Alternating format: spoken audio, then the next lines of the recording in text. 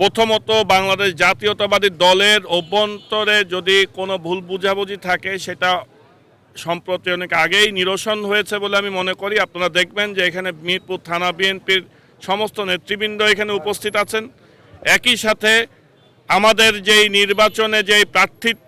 প্রার্থিতা নিয়ে যে প্রতিযোগিতা ছিল, ইতিমধ্যে আমাদের এই এলাকার আরেকজন অভিভাবক অধ্যাপক শহীদুল ইসলাম সাহেব তিনি সম্পূর্ণ সমর্থন দিয়েছেন এবং একসাথে আমরা নির্বাচনী প্রচারণায় কাজ শুরু করেছি। এবং আজকে বর্ষিয়ান রাজনীতিবিদ, সাবেক কুষ্টিয়া জেলা পরিষদের চেয়ারম্যান এবং বাংলাদেশ জাতীয় পার্টির মহাসচিব জনাব আহসান হাবিব লিঙ্কন তিনি আজকে এই এলাকায় উপস্থিত হয়েছেন এবং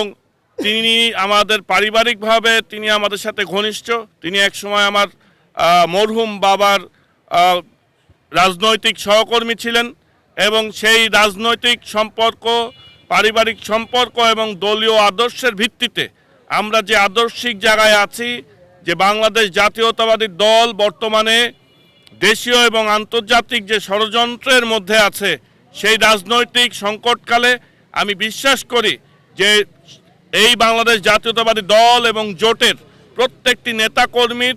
যে নৈতিক দায়িত্ব,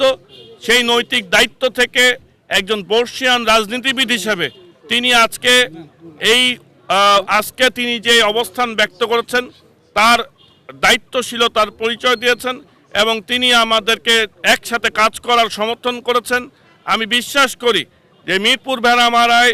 এই জোট এবং দলের যে ঐক্যবদ্ধ বিএনপি ঐক্যবদ্ধ জোট হিসাবে নেতাকর্মীরা তৃণমূল পর্যায়ে যে কাজ করার যেই প্রক্রিয়া, সেই প্রক্রিয়া যতটুকু বাকি ছিল তা আজকে সম্পন্ন হলো। সে কারণে আমি বিশ্বাস করি যে আমরা এদেশের জনগণ, আমি সবসময় বলে আসছি যে বাংলাদেশের মানুষ 17 বছর ভোট দিতে পারে নাই, ভোটের অধিকার থেকে বঞ্চিত ছিল। দেশ নেত্রী বেগম খালেদা জিয়ার তার যে অক্লান্ত পরিশ্রম, তার যে ত্যাগ এবং যেই ত্যাগের পরবর্তী পর্যায়ে তিনি যে সম্প্রতি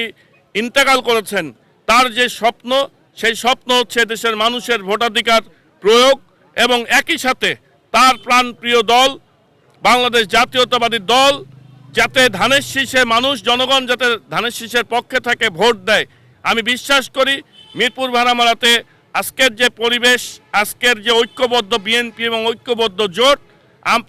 আমরা সবাই একসাথে কাজ করছি এবং এইভাবে কাজ করব এবং এই কাজ করলে আমরা অবশ্যই প্রত্যাশা করি যে জনগণও আমাদের সাথে থাকবে এবং আমরা সফল হব ইনশাল্লাহ।